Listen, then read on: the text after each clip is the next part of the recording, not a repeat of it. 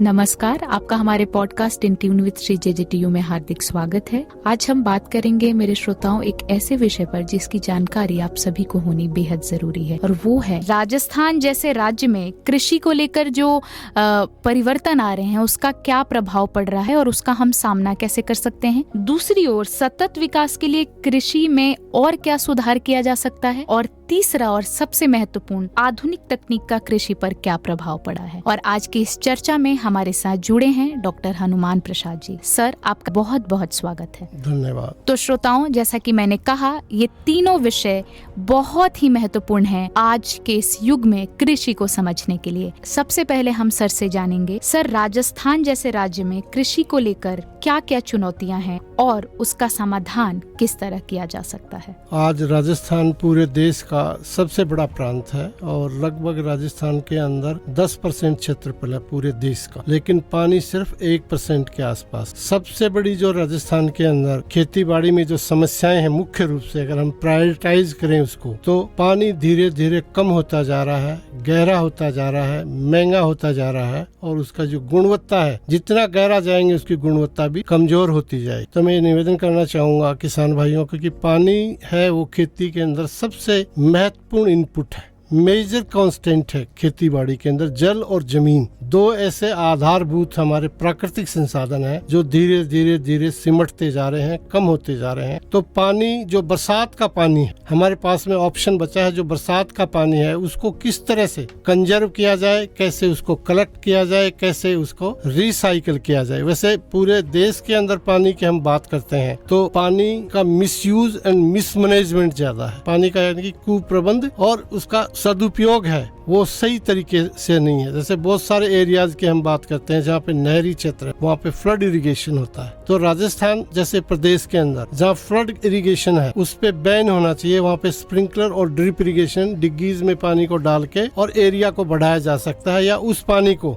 जहाँ सूखा है, जहाँ पे पानी की कमी है, उस एरिया में उस पानी को पहुँचाया जा सकता है। तो मैं ये कहना चाहूँगा कि जो बरसात का पानी है जिसके ऊपर कोई खर्चा नहीं है और बहुत ही अमृत के समान है वो पानी, उसको संचय करने की आवश्यकता है। और कम पानी वाली फसलें हैं विशेष करके राजस्थान जैसे प्रदेश के अंदर, जैसे चावल है, गन्ना है, गेहूं है, कपास है, मूंगफली है, जिसके अंदर बहुत ज्यादा पानी की आवश्यकता है। ऐसी पानी फसलों को हमें बैन करना चाहिए। राजस्थान के अंदर जो बरानी खेती वाली फसलें हैं विशेष करके, जैसे बाजरा है, ग्वार है, मोठ है, ऐसी फसलों को सरकार को प्रायोरिटीज के ऊपर उनको इंसेंटिव भी देना चाहिए, और जो ज्यादा पानी चाहने वाली फसलें हैं उसके ऊपर थोड़ा सा अंकुश लगाने की आवश्यकता है, तभी कम पानी के अंदर ज्यादा उत्पादन हम ले सकते हैं। दूसरा, धीरे धीरे रासायनिकरण की वजह से, रसायनों का अंधाधुंध प्रयोग करने की वजह से, एक समय था जब हमारे देश के अंदर अनाज की कमी थी। 70 के दशक के अंदर हम अनाज बाहर से लेके आते थे। हरित क्रांति के बाद हमारा अन्न का उत्पादन है वो जस्ट डबल हो गया। गेहूं और चावल का उत्पादन है हरित क्रांति की वजह से बहुत जबरदस्त बूस्टअप हुआ, जिसकी वजह से हम अनाज के मामले में आत्मनिर्भर हुए। उसके बाद से लेके किसानों ने और वैज्ञानिकों ने मिलकर देश के उत्पादन में जबरदस्त बदलाव आया, लेकिन कुछ ऐसे तौर तरीके अपनाए गए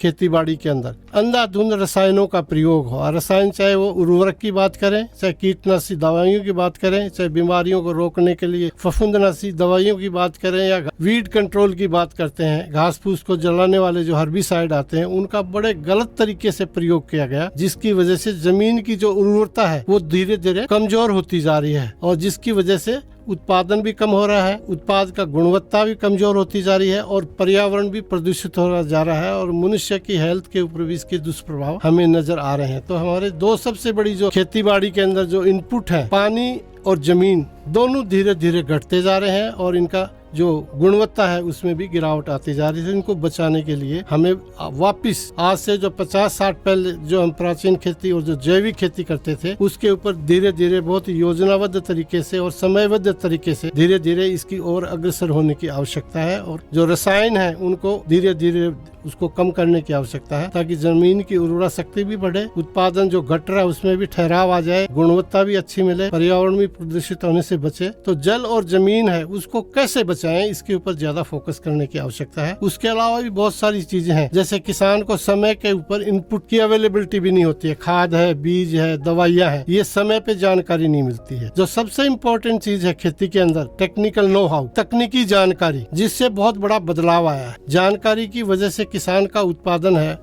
उसमें बहुत बड़ा बदलाव आया है और अनाज के मामले में हम आत्मनिर्भर भी हुए हैं। तो वो टेक्निकल जो जानकारियां हैं और जो इनपुट है वो समय रहते अगर किसान के खेत पे पहुंच जाती है। सिंगल विंडो सिस्टम डेवलप होना चाहिए ब्लॉक लेवल पे, न कि यूनिवर्सिटी लेवल पे और डिस्ट्रिक्ट लेवल पे। किसान को एक ही जगह पे जो खेती बाड़ी के जो आदान है, चाहे वो बीज है, चाहे वो खाद है, चाहे और कोई जितनी भी इनपुट है, उसको एक ही जगह पे जानकारियां हैं और जो भी विभाग की सब्सिडी वगैरह का सारा सिस्टम है वो एक ही छत के लिए, छत के नीचे उसको अगर उसको मिल जाती है तो निश्चित रूप से किसान का उत्पादन भी बढ़ेगा, उत्पादकता भी बढ़ेगी, खुशहाली भी आएगी, आमदनी भी बढ़ेगी और देश के अंदर पूरे समृद्धि आएगी। तो ये मैं कहना चाहूंगा कि जो भी खेती बाड़ी का जो तंत्र है उसको एक तरह सेंट्रलाइज होना चाहिए और किसानों को समय रहते हुए टेक्निकल नो हाउ अगर मिलेगा तो निश्चित रूप से उत्पादन के अंदर इजाफा होगा। आपने बहुत ही विस्तार से समझाया कि राजस्थान जैसे राज्य की अपनी विशेष मांग क्या है और उससे हम कैसे निपट सकते हैं। और विशेषकर आपने जो एक बात कही सर, हमें जैविक खेती की तरफ जो आपने शिफ्ट होने की बात कही, वो आज के समय की सबसे महत्वपूर्ण मांग है, क्योंकि रासायनिक खेती जो हम कर रहे हैं उससे हमारा ये जो खेती की स्पीड है वो बूस्टअप तो हो रही है, लेकिन जो गुणवत्ता है वो नहीं मिल पा रहा है जो आपके समय थी, या वो नहीं मिल पा रहा है जो आज से 100 साल पहले भारत के जो कृषि प्रधान जो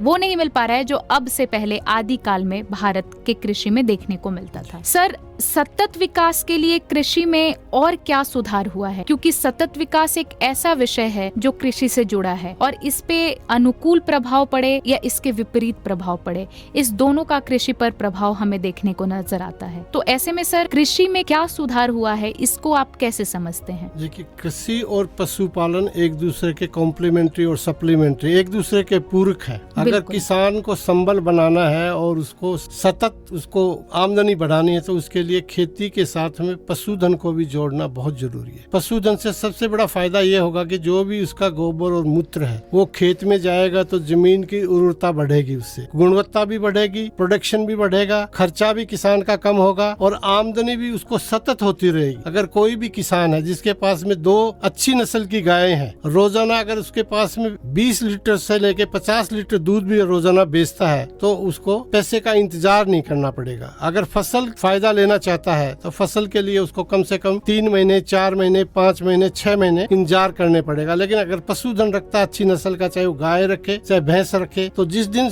से वो रखेगा उसी दिन से उसकी आमदनी शुरू हो जाएगी। अगर हमेशा उसको कंटिन्यूअस आमदनी मिलेगी तो उसकी खेती भी ठीक हो जाएगी, उसके ट्रैक्टर का पैसा भी मिल जाएगा, उसको बच्चों की फीस भी जमा हो जाएगी, खाद का पैसा भी आ जाएगा। तो मैं कहना चाहूंगा कि खेती के साथ में समन्वित कृषि प्रणाली, समन्वित यानी कि खेती, पशुधन, पशुधन के अंदर आपका प्रोसेसिंग, पोस्ट हार्वेस्ट मैनेजमेंट, सब्जी की खेती, फलों की खेती, मुर्गी पालन, मछली पालन, बकरी पालन, भेड़ पालन, सारी चीजों को किसान जब तक नहीं जोड़ेगा, और वही बात मैं फिर रिपीट करना चाहूंगा कि प्रोडक्शन, प्रोसेसिंग और मार्केटिंग, इन तीनों चीजों को जब तक हम नहीं समझेंगे, जब तक हमारे किसान की आमदनी है उसको हम नहीं बढ़ा पाएंगे। तो एग्रीकल्चर के अंदर जो सबसे बड़ी जो कमजोरियां हैं वो मार्केटिंग की है। जो किसान जो पैदा कर रहा है उसका भाव उसको समय पे नहीं मिल पा रहा है, तो उसको बहुत समझने की जरूरत है। इसके लिए सरकार ने बहुत सारी व्यवस्था करे। आज तो ई मंडी की व्यवस्था भी है। आप अपने घर बैठे उत्पाद को देश के किसी भी कोने में बेच सकते हो और आप खरीद सकते हो। तो जब तक टेक्निकल नो हाउ किसान को पूरी जानकारी नहीं होगी, जब तक उसका किसान को जो फायदा मिलने वाला है वो नहीं मिल पाएगा। जानकारियां पूरे सिस्टम में उपलब्ध है, लेकिन उसको लेने की कमजोरी किसान के अंदर है। वो किसान अपने आज भी भगवान भरोसे वाली बात पे टिका हुआ है। ने बहुत ही विस्तार से समझाया कि जो ये नए रुझान आए हैं उसको